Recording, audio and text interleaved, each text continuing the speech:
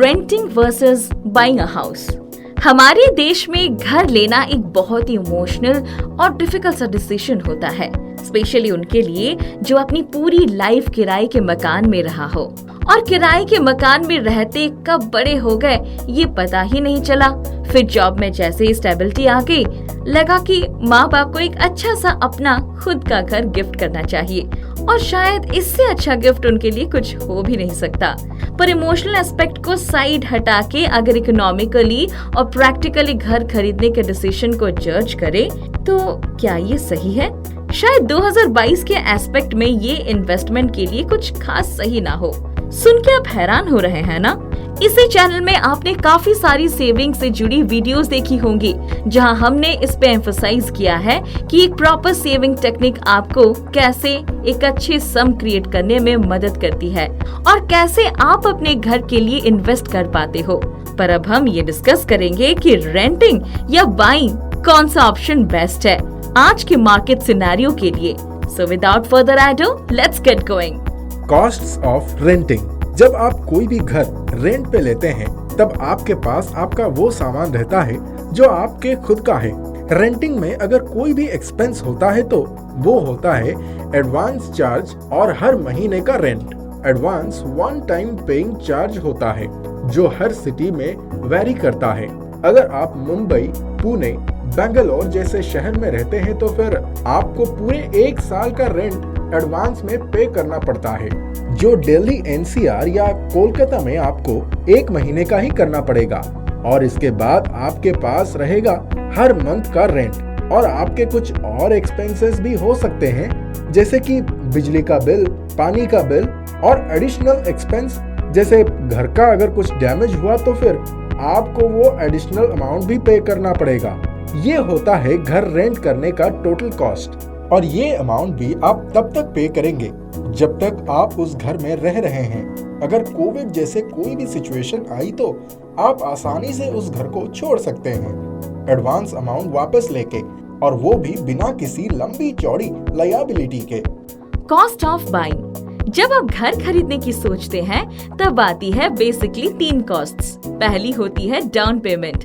चलो अब मान लेते हैं जो घर आप खरीदने की सोच रहे हैं वो 50 लाख रुपए तक है, तो उसमें से कुछ 10 से 20% आपको अपफ्रंट डाउन पेमेंट तो करना ही होगा।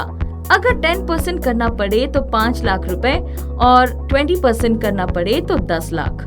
और इस अमाउंट को भी भरने के लिए आपको चाहिए होंगी ह्यूज सेविंग्स। और अगर आपके पास सेविंग्स नहीं है तो या तो आपको खुद कहीं से ये अमाउंट अरेंज करना पड़ेगा या फिर घर में किसी से मांग के, या तो फिर कोई पुरानी प्रॉपर्टी बेचनी पड़ेगी ताकि आप उस अमाउंट को पे कर सको। इसके बाद आता है लोन। तो अगर आप पूरा अमाउंट डाल के घर खरीद रहे हैं तो it's good, but middle class population ज्यादा होने की वजह से मान लेते हैं कि आप लोन लेके ही घर खरीदेंगे और लोन तो आपको रिमेनिंग अमाउंट में मिल जाएगा जो कि 40 से 45 लाख रुपए तक का है।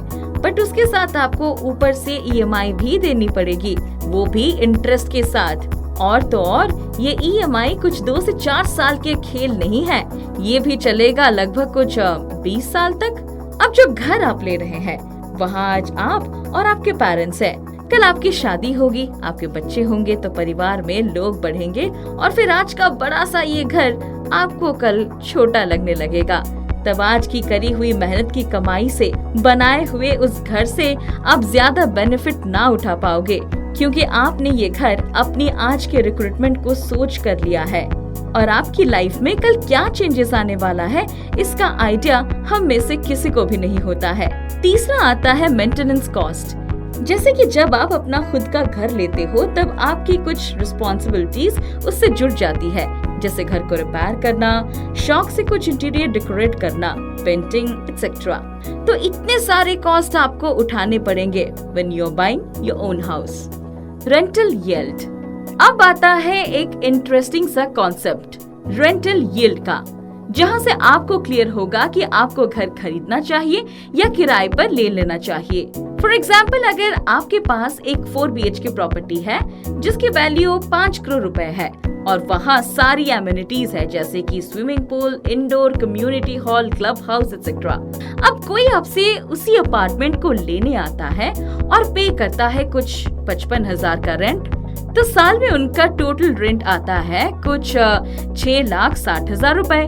इंडिया में रेंटल यील्ड का जो परसेंटेज होता है वो फ्लक्चुएट, मतलब फिक्स नहीं रहता है, वो चेंज होता रहता है। चलो जी, ये सपोज फ्लक्चुएट करता है बिटवीन 1 to 4%।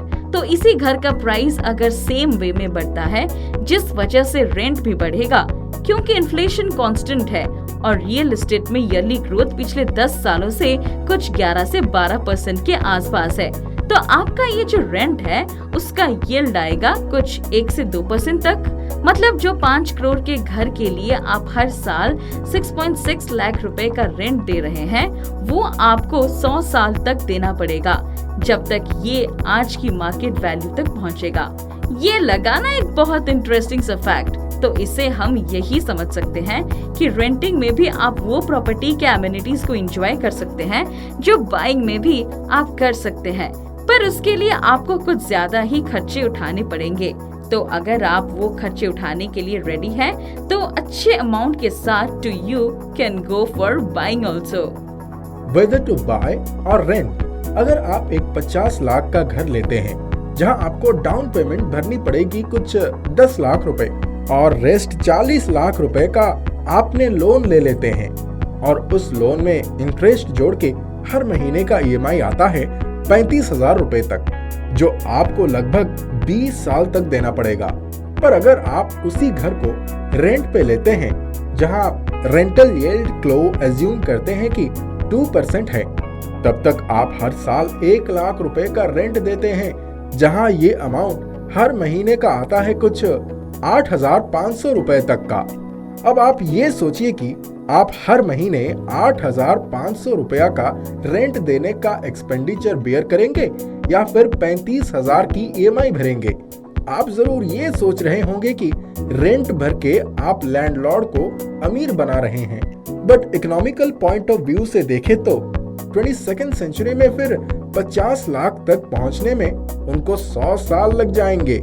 अगर आप कोई ऐसे विजन के साथ आगे बढ़ रहे हैं जहां आपको एक ऐसा घर बनाना है जहां आपको, आपके बच्चे, उनके बच्चे और बाकी सभी को रहना है, तो फिर आप जरूर घर खरीदने का सोच सकते हैं या फिर बनाना भी सोच सकते हैं। पर आज की जनरेशन जो हर वक्त जॉब स्विच करती है या सिटीज, कंट्रीज या कॉन्टिनेंट्स चेंज करती रहती है और आज जॉब तो कल स्टार्टअप का प्लान करती है, और देखा जाए तो आपको भी नहीं पता अगले 10 साल में आप क्या कर रहे होंगे, और तब जाके घर खरीदना शायद उतना फिजिबल ऑप्शन नहीं होगा।